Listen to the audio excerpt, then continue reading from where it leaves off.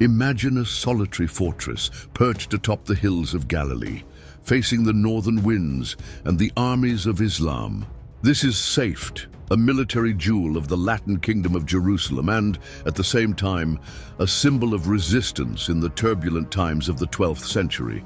Amid this constant tension between Crusaders and Muslims, one name stands out: Baldwin IV, the Leper King. In this video, you will discover the fascinating story of Safed's resistance, a vital bastion among the kingdoms, which defied not only geography, but also the relentless advance of Saladin.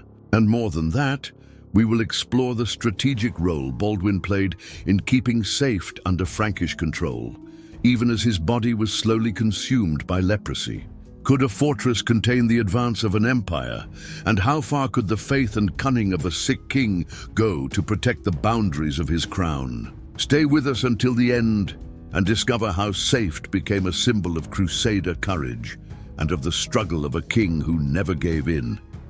Resistance, after all, takes the form of stone, of steel, and of soul.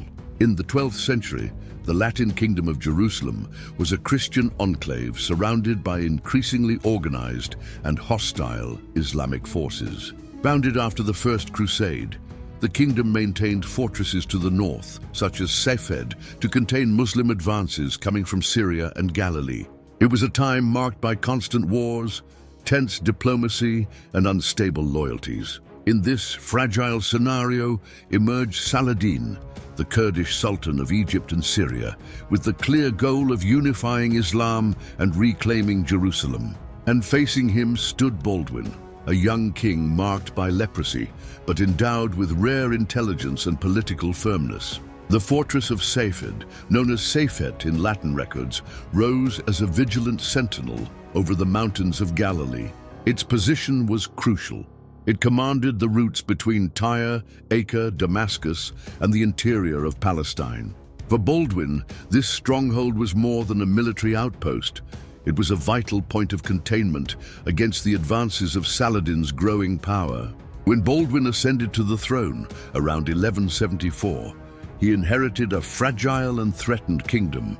At 13 years old and already visibly suffering from the symptoms of leprosy, the young king had to learn to lead amid chaos. His strategy was clear: strengthen the kingdom's defensive points. In this context, Safed received reinforcements, improvements to its walls, and a new garrison commanded by experienced knights, many of them linked to the Order of the Hospitallers. Saladin, in turn, was already consolidating his power in Egypt and beginning to press into northern Palestine. In 1179, he launched a fierce campaign in Galilee, directly targeting the fortresses that protected the interior of the Crusader kingdom. In his path stood Beaufort, Toron, and inevitably Safed. The resistance in Safed was marked not by a great pitched battle, but by a series of sieges, harassments, and skirmishes. Saladin was well aware of the importance of that position. He knew that taking it would open the gates for a direct offensive on Acre and then, perhaps, Jerusalem. But Safed was tough. Its walls, reinforced under Baldwin's orders, withstood the Muslim battering rams and catapults. The Crusader knights maintained constant watch, and the supply lines, though threatened, were not broken. Baldwin, even debilitated, did not remain idle. He led expeditions to relieve the pressure on Galilee, even marching with his personal army northward.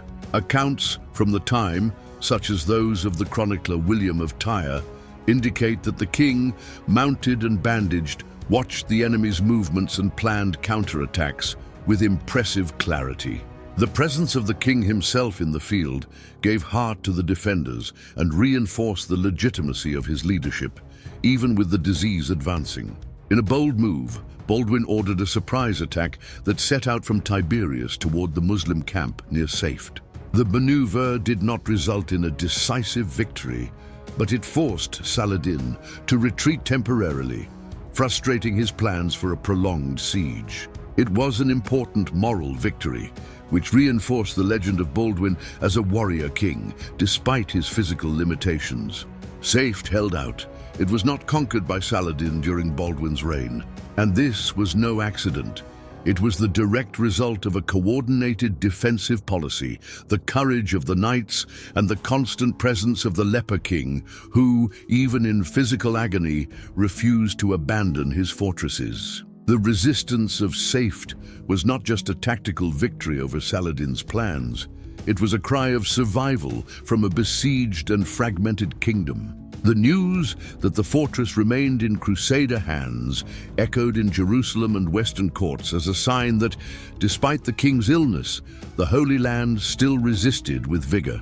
Baldwin, although physically weakened, understood the symbolic value of that fortress.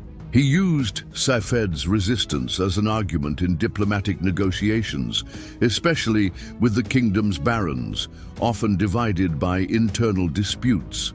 The king seized the defensive success to reaffirm his authority, highlighting the effectiveness of his leadership even in the face of the personal tragedy that his leprosy represented. The kingdom's councils resumed partial trust in the young monarch's decisions. Baldwin then redoubled his efforts to fortify other positions in the north, such as Chastelneuf and Montfort, following Safed's example. The strategy of containing Saladin through strong, well-supplied garrisons was beginning to show results. Even though the victories were limited, each resistance prolonged the life of the kingdom by a few crucial years. At the same time, Saladin did not give up. Although he had momentarily withdrawn after failed attempts to take Safed, he returned to the region several times, testing the Crusader defenses and seeking political cracks among the Christian nobles. He understood that the greatest enemy of the Latin kingdom of Jerusalem was, in fact, the disunity among its leaders. And it was this that began to undermine the results achieved by Baldwin. As his condition worsened, it became necessary to appoint a regent, first Reynald of Châtillon, then Guy of Lusignan, which ended up causing discontent among the Crusader warlords. The stability won at the cost of blood in Safed began to unravel in the face of personal ambitions and dynastic disputes that the king could no longer firmly control. Even so, Baldwin never stopped trying. In 1183, he led an expedition to northern Galilee with the aim of personally inspecting the region's fortresses, among them Safed. During this visit, chronicles report that the king could barely mount his horse, being transported in a litter. His presence, however, was still revered. To the soldiers and hospitaller knights in Safed, he was not just a commander, but a symbol of faith and perseverance. Safed would still hold out for a few more years after Baldwin's death, which occurred in 1185. But the kingdom's unity was already falling apart rapidly. When Saladin finally launched his full campaign in 1187, culminating in the Battle of Hattin, Safed, isolated and without logistical support, fell after a short siege. The fall of the fortress was painful, but the memory of its resistance under Baldwin remained as one of the last moments of military and moral cohesion of the Latin Kingdom of Jerusalem. For a time, the walls of Safed had held not only stone and steel, but the very hope of a weakened king and of a people who still believed it was possible to resist fate. The story of Safed's resistance is more than a military episode. It is a reflection of the soul of a threatened kingdom and the silent strength of a doomed king. Baldwin, defying his own flesh corroded by leprosy, not only ruled with courage, but turned fortresses like Safed into bastions of faith and Crusader hope. For a brief time, Safed represented what remained of cohesion in the Latin kingdom of Jerusalem. Under Baldwin's orders, it resisted not only Saladin, but also discouragement, internal division, and the very decline of an ideal that was fading. Its later fall only highlighted how fundamental its resistance had been. Baldwin thus leaves us a lesson in political clarity, bravery, and sacrifice.